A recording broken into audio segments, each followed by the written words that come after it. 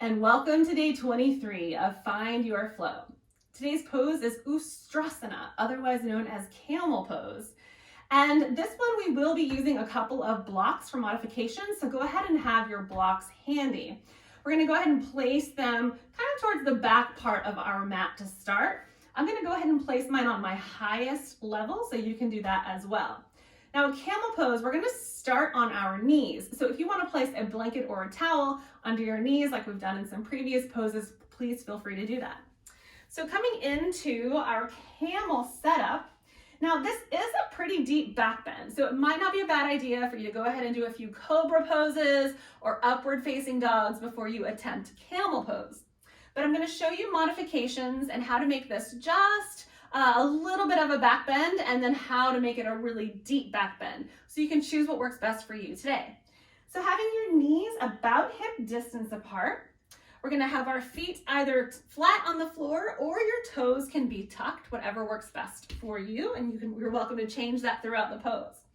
Now we're going to take our hands back behind us, pulling the elbows towards each other, and I have my hands on my low back. Now I don't just have them hanging out on my pelvis, I actually have the heel of my hand up by the base of my rib cage to really help support the back muscles.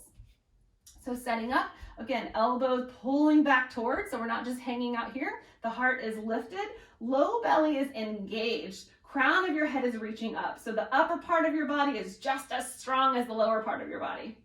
Now we're gonna lift the heart up a little bit more and start slowly gazing up towards the ceiling. So I'm just watching my gaze all the way up towards the ceiling, engaging consistently through the entire part of your back, not just hanging out in the flexibility of your low spine.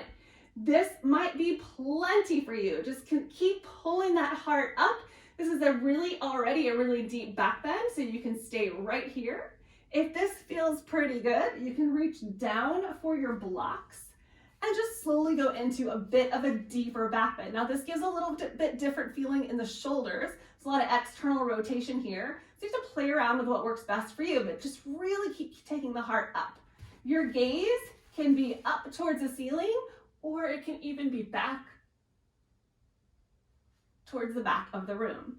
If you feel pretty confident that you're ready to get rid of the blocks, then you can even curl your toes under and reach back for your heels, lifting up, pulling the shoulders back, and then again, your gaze can go up or back towards the back of the room. Now, when you're this deep in a back bend, really start taking your hips forward, engaging the glutes to contract the entire back side of your body.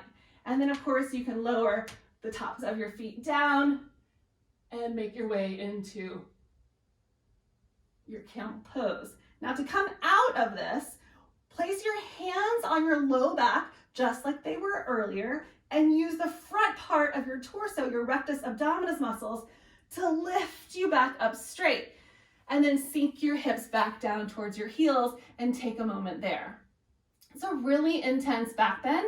Basically just go back as far as you can comfortably while still breathing and maintaining the entire contraction along the back side of your body.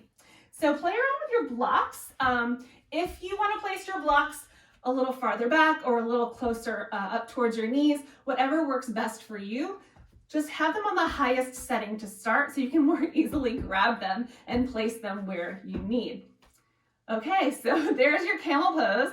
Play around with that a little bit. Remember, try out Cobra and upward facing dog first, just to get into the spine a little bit, because we're on day 23 of our flow, which means typically in a yoga flow, we would have already done Cobra and upward facing dog many times before we've gotten to this point.